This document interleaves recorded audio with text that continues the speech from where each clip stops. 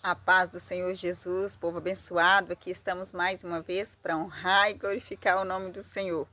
E é claro que é um privilégio para nós estarmos aqui neste momento, tirando esse tempo para ouvir e falar com Deus.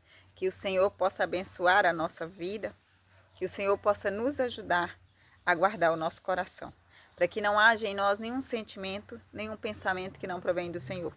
Que Jesus possa nos dar um coração manso e um espírito reto, para que a gente possa lidar melhor com o ser humano, lidar melhor com o nosso próximo, lidar melhor com as nossas emoções, lidar melhor com as adversidades da vida. É claro que Jesus nos deu a paz, mas a gente precisa fazer com que a paz fique em nós todos os dias. Por quê? Porque todos os dias tem dia mal e a gente precisa vencer esses dias mal todos os dias. A cada segundo da nossa vida, a gente precisa ter paciência, tolerância, saber lidar, ter domínio próprio, né? Hoje a gente vai ler o capítulo 8 de Marcos. Corra lá, pega a tua Bíblia, porque a fé vem por ouvir e ouvir a palavra de Deus.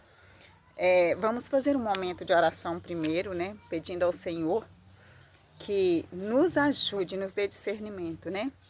Pai querido, aqui estamos para glorificar o Teu nome, para dizer que o Senhor é santo, santo, santo, santo, santo, e que grandes são as Tuas misericórdias para conosco. Senhor, eu peço que o Senhor blinde os nossos ouvidos para que a gente não ouça nada que não provém do Senhor, que o Senhor blinde os nossos olhos para que a gente não veja nada que não provém do Senhor, que o Senhor controle a nossa língua para que a gente não fale o que a gente não deve. Que o Senhor ajude-nos, Senhor, a controlar o nosso coração para que a gente não sinta nada do que não provém do Senhor. Que o Senhor nos livre de todo mal e não nos deixe cair em tentação. Que o Espírito Santo possa ministrar o nosso coração neste momento. Que o Senhor possa dar o conforto e o consolo que você precisa. Que o Senhor possa suprir a tua necessidade neste momento. Que o Senhor possa fazer para você aquilo que você necessita, realizando cura, milagres, libertação, restauração, tudo que você colocar na mão dele, que ele possa resolver em nome de Jesus, amém? Vamos ler o livro de Marcos, capítulo 8. E se você não estiver com a Bíblia na mão ainda, pause o vídeo, corra lá e pega a Bíblia para que a gente possa ler juntos. No versículo 1, está dizendo, do 1 ao 10, está falando sobre a segunda multiplicação. Naqueles dias, quando outra vez se reuniu grande multidão, e não tendo o que comer, Jesus chamou os discípulos e lhe disse: Tenho compaixão desta gente, porque já faz 3 dias que eles estão comigo e não têm o que comer. Se eu os mandar para casa em jejum, desfalecerão pelo caminho. E alguns deles vieram de longe. Mas os discípulos lhe responderam: Como poderá alguém saciá-los de pão neste deserto? Então Jesus perguntou: Quantos pães você tem? Eles responderam: 7. Então mandou o povo assentar-se no chão, e pegando os 7 pães, partiu-os após ter dado graças, e os deu aos seus discípulos para que estes os distribuíssem, repartindo entre o povo. Tinham também alguns peixinhos, e abençoando-os mandou que estes igualmente fossem distribuídos. Comeram e se fartaram, e os pedaços restantes recolheram 7 cestos. Comeram e se fartaram, e ainda sobrou 7 cestos. Eram cerca de 4.000 homens, então Jesus os despediu. Logo a seguir, tendo entrado no barco juntamente com seus discípulos, foi para a região de Dalmanuta. Olha aqui que Jesus fez a segunda multiplicação. Glória a Deus, Jesus é maravilhoso. E mais uma vez ali provando para os discípulos e para aquela multidão toda, né? Que ele era provedor. Jesus também é provedor para o seu lar, para a tua casa, para a tua família, para a tua vida. Então não se preocupe se as portas estiverem fechadas, não se preocupe se você não estiver conseguindo trabalhar, não preocupe se você estiver endividado. Claro, tenha prudência ao fazer dívidas, mas se você já tiver feito a dívida, ore ao Senhor para que Ele te ajude a pagar essa dívida. Os passos da gente tem que ser ordenados, está escrito lá em Provérbio, tenha passos ordenados, né? Mas você que ainda não tem um emprego, você que está endividado, coloque essa causa na mão do Senhor e aceite as estratégias que Ele te der para que você consiga sair dessa dívida. E você que não tem emprego, coloque na mão do Senhor, e se Ele mandar você bater na porta, vai lá atrás, faça tudo que o Espírito Santo mandar. Clame ao Senhor para que Ele provê isso que você está precisando em todas as áreas. Do versículo 11 ao 13 está dizendo que os fariseus chegaram e começaram a discutir com Jesus, e tentando pediram-lhe um sinal vindo do céu. Jesus, porém, arrancou do íntimo do seu espírito um gemido e disse: por que esta geração pede um sinal? Em verdade lhes digo que nenhum sinal será dado a esta geração. E deixando-os, tornou a embarcar e foi para o outro lado. Do versículo 14 ao 21 está dizendo: ora, os discípulos se esqueceram de levar pão, e no barco não tinha consigo senão um só. Jesus os preveniu, dizendo: fiquem atentos e tomem cuidado com o fermento dos fariseus e com o fermento de Herodes. E eles começaram a discutir entre si. Ele diz isso porque não temos pão. Jesus percebeu isso e perguntou: por que vocês estão discutindo sobre o fato de não terem pão? Vocês ainda não percebem nem compreendem? Têm o coração endurecido? Tendo olhos não vê e tendo ouvidos não ouve? Não se lembram de quanto parti os 5 pães para os 5.000? Quantos cestos cheios de pedaços vocês recolheram? Eles responderam: 12. E de quando parti os 7 pães para os 4.000? Quantos cestos cheios de pedaços vocês recolheram? Responderam: 7. E Jesus disse: vocês ainda não compreendem? O que Jesus estava dizendo era sobre os fermentos dos fariseus, sobre a doutrina, sobre os ensinamentos dos fariseus, não sobre o alimento, porque Jesus é provedor. E a gente precisa acreditar e confiar que Jesus provê tudo o que a gente precisa. Ele supre todas as nossas necessidades. No 22 ao 26 está dizendo: chegaram a Betsaida, e lhe trouxeram um cego e pediram a Jesus que tocasse nele. Jesus, tomando o cego pela mão, levou-o para fora da aldeia. Então cuspiu nos olhos do homem, impondo-lhe as mãos, perguntou: você vê alguma coisa? O homem, recuperando a visão, respondeu: vejo pessoas, mas elas parecem com árvore andando. Então Jesus novamente pôs a mão sobre os olhos dele, e o homem, passando a ver claramente, ficou restabelecido e distinguia tudo de modo perfeito. E Jesus o mandou para casa, recomendando-lhe: não entre na aldeia. Veja que esse cego aqui, Jesus curou ele diferente. Jesus perguntou para ele: você está vendo alguma coisa? Ele fala: estou vendo pessoas sim, mas como se elas fossem árvores. E Jesus mais uma vez colocou as mãos sobre os olhos dele, e aí ele viu perfeitamente. Jesus tem um jeito dele de curar, viu? E de restaurar a saúde, de resolver os nossos problemas. A gente só tem que confiar. O jeito que ele vai fazer, isso pouco importa. O importante é ouvir a voz dele e obedecer da forma que ele está mandando. Versículo 27 ao 30. Então Jesus e os seus discípulos foram para as aldeias de Cesareia de Filipe. No caminho perguntou-lhes: quem os outros dizem que eu sou? Os discípulos responderam: uns dizem que é João Batista, outros dizem que o Senhor é Elias, e ainda outros dizem que é um dos profetas. Aí Jesus perguntou: e vocês? Quem dizem que eu sou? Respondendo Pedro, lhes disse: o Senhor é o Cristo. Então Jesus os advertiu de que a ninguém dissesse tal coisa a seu respeito. Veja que Deus revelou para Pedro que Jesus era o Cristo. Do versículo 31 ao versículo 33 está dizendo que Jesus começou a ensinar-lhes que era necessário que o Filho do Homem sofresse muitas coisas, fosse rejeitado pelos anciãos, pelos principais sacerdotes e pelos escribas, fosse morto e que depois de 3 dias ressuscitasse. Isto ele expunha claramente. Então Pedro, chamando-o à parte, começou a repreendê-lo. Mas Jesus, voltando-se e vendo seus discípulos, repreendeu Pedro e disse: saia da minha frente, Satanás, porque você não leva em consideração as coisas de Deus, e sim as coisas dos homens. Vejam que no versículo acima aqui que a gente leu, do 27 ao 30, Deus tinha revelado para Pedro que Cristo era o Messias, né? Então, foi Deus que revelou. E logo após aqui, do versículo 31 ao 33, já foi diferente. Jesus falou: saia da minha frente, Satanás, porque você não quer cumprir a vontade de Deus. Você não quer que eu cumpra a vontade de Deus. Você não leva em consideração as coisas de Deus. Então, com esses versículos aqui, eu quero lembrar vocês o que eu falei lá em Mateus.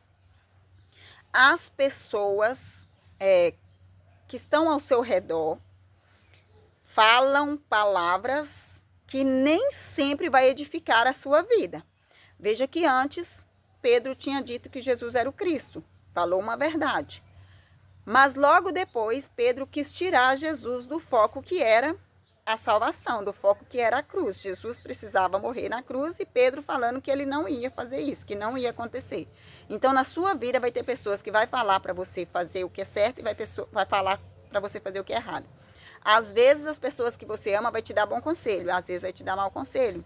Às vezes as pessoas que você ama vai fazer algo que te desagrada. E acontece, não é por falta de amor. Pedro amava muito Jesus. Só que naquele momento ele estava falando palavras que não acrescentavam na vida de Jesus. E Jesus era 100% Deus, ele viu o que estava acontecendo. Pedro também negou Jesus, mas Pedro também disse para Jesus que amava ele 3 vezes. Ele negou Jesus 3 vezes. E Jesus perguntou 3 vezes, Pedro, você me ama? E ele falava, sim, Senhor, eu te amo. Até que na 3ª vez ele falou, sim, Senhor, tu sabes que eu te amo. Então Pedro amava Jesus muito, muito, muito, muito, viu? E mesmo assim, ele fez isso, negou Jesus e também falou contra ele quando ele disse tudo o que ia acontecer com ele. Então, as pessoas que nos amam, elas erram com a gente. Você, que está me ouvindo agora, nunca errou com alguém que você ama? As mães, por um exemplo, erram muito com os filhos. Porque elas querem, não. Porque ser mãe não vem com manual de instrução. Ser esposa não vem com manual de instrução. Ser marido não vem com manual de instrução. Ser vizinho não vem com manual de instrução. Ser amigo não vem com manual de instrução. O único manual de instrução que nós temos é esse. E a gente não segue, né? A gente não obedece. Então, por isso, a gente que ama erra. Erra muito. Quantas vezes eu já errei com meus filhos? Eu amo os meus filhos. Abaixo de Deus, eu sou a pessoa que mais ama meus filhos. Quantas vezes eu já errei com eles? Quantas vezes já falei palavras que impediu eles de realizar sonhos? Várias vezes. Então, a gente que ama também erra. Então, quando você for julgar aquele que errou com você, simplesmente lembre, você também erra. Então, não é por falta de amor, é por falta de sabedoria, ou é um momento ali que a pessoa vai falar e você tem que discernir o que é certo e o que é errado. Versículo 34 ao 38. Ele convocou a multidão e os seus discípulos. Jesus fez isso. E aí ele disse, se alguém quer vir após mim, negue-se a si mesmo, toma a tua cruz e siga-me. Esse é no versículo 34. O que ele disse? Negue as suas vontades, os seus desejos, os seus sonhos, os seus projetos, tudo o que você quer para fazer o que eu quero. E a gente entende que é isso porque quando ele chamou Pedro, Tiago e João, quando ele chamou eles estavam pescando e ele falou, venham. A partir de agora, vocês vão ser pescadores de homens, pescadores de almas, né? Pregador do evangelho. E eles logo seguiram Jesus e tudo que estava para trás ficou. Lá na frente é que fala que eles foram lá pescar, né? E Jesus mandou eles jogar a rede do outro lado e assim por diante. Já teve várias vezes assim. Mas eles abandonaram toda a profissão e foi seguir Jesus. Então a profissão deles deixou de ser pescador de peixe para ser pescador de homens. É a mesma coisa. Cada um de nós temos um ministério. Seguir Jesus já é um ministério. Por quê? Porque você vai abandonar todas as velhas práticas, tudo aquilo que você fazia, você não pode mais fazer. A ira, a inveja, os ciúmes, a bebedice, beber, tomar cerveja, tomar cachaça, tomar bebidas quentes, bebida alcoólica em geral. Não faz parte da vida do cristão. Não é porque na Bíblia está proibido beber, é que na Bíblia está proibido embriagar-se. Os beberrãos, né, ou as pessoas que se embriagam têm o espírito fraco. A Bíblia fala sobre isso, que as pessoas que se embriagam são pessoas pobres de espírito. Por que a Bíblia diz isso? Porque a embriaguez, ela leva a outras situações. Então, uma pessoa, quando ela se embriaga, ela não tem, a personalidade dela muda. E ela não tem domínio sobre ela. Já na embriaguez, ele já não tem domínio sobre essa pessoa já não tem domínio sobre si. Porque se eu dependo de uma bebida para alterar o meu humor, para me deixar mais feliz ou para me deixar mais à vontade, eu já não tenho domínio sobre mim. Então, você já está no fruto da carne e não no fruto do espírito.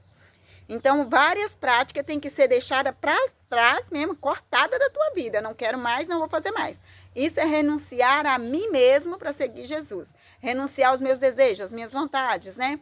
Aos meus projetos para realizar os sonhos de Deus na minha vida. Isso é renunciar a si mesmo. Aí ele fala, pois, no versículo 35, quem quiser salvar a sua vida vai perder.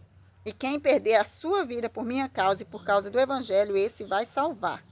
Que você tem um chamado e nesse seu chamado não encaixa mais aquela vida que você tinha. Até o seu ciclo de amizade ele muda. Quando você resolve seguir Jesus, até o seu ciclo de amizade muda. E ele muda por quê? Aquelas pessoas que estavam na tua vida antes, elas não têm mais os mesmos propósitos que você. Então, ela não vai para o mesmo caminho que você. Aí sim, você está salvando, você está seguindo, perdendo a tua vida aqui na terra. Perdendo a tua vida aqui na terra para ganhar a vida eterna, entendeu? Quando que eu perco a vida aqui na terra? Quando eu paro de fazer as coisas que eu fazia. E quando você vai para Jesus, a amizade ele tira, amizades que não te acrescentem nada, Jesus tira. Ações que não te acrescentem nada, Jesus tira. Falas que não te acrescentem nada, Jesus tira. Pensamentos que não te acrescentem nada, Jesus tira. Tudo isso Jesus tira. E ele tira mediante a palavra, né? Então é bom que você estude a palavra, é bom que você procure orar, é bom que você faça o possível para que Jesus possa transformar a sua vida. Então isso significa abandonar a tua vida para ganhar a vida eterna. Então você deixa de ser aquela pessoa de antes para ser o que Jesus quer que você seja. Você deixa de ser alguém que fazia coisa errada para ser cristão, seguidor de Cristo. É assim que abandonar a vida quer dizer abandonar tudo que está para trás, tudo que te afastava de Cristo. Tudo é tudo mesmo, até os sonhos e projetos, tá? Para viver os sonhos e os projetos de Deus. Versículo 36, ele diz, de que adianta uma pessoa ganhar o mundo inteiro e perder a sua alma? Ele está dizendo, do que adianta a gente ser muito bem sucedido aqui na terra, realizar todos os sonhos, todos os nossos projetos, mas perder a nossa alma. Quer dizer, deixar de seguir o reino de Deus, deixar de viver os propósitos de Deus na nossa vida. Então ele está dizendo, não precisa você lutar para ter tanta coisa aqui se você não estiver conectado com Cristo. Agora, se você está conseguindo ter tudo o que você quer aqui na terra e ainda assim ser conectado com Cristo e ainda assim seguir a vontade de Deus, principalmente lá nos Atos dos Apóstolos, eu creio que qualquer pessoa, para compreender melhor a vontade de Deus, precisa ler o livro dos Atos dos Apóstolos.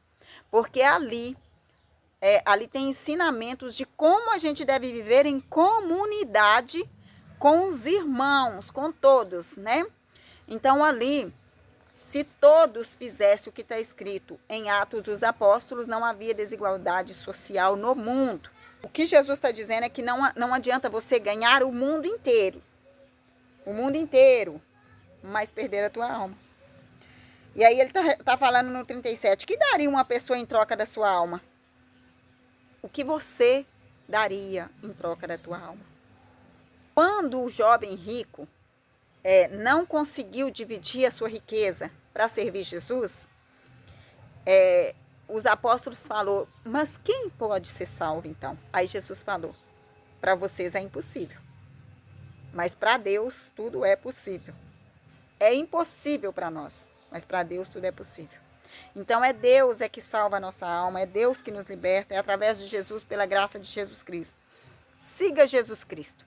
Se você seguir Jesus Cristo e os exemplos de Jesus Cristo, rapidamente tudo que te distrai aqui na terra vai parar de distrair. Aí você vai manter o foco no que é Jesus. E vai ir rumo ao céu, não vai desviar nem para a direita nem para a esquerda. E não é qualquer coisa terrena que vai tirar você da presença de Jesus. Versículo 38. Pois quem, nesta geração adúltera, se envergonhar de mim e das minhas palavras, também o Filho do Homem se envergonhará dele quando vier na glória do seu Pai com os santos anjos. Aqui acaba o capítulo 8. O que Jesus está dizendo aqui nesse versículo 38?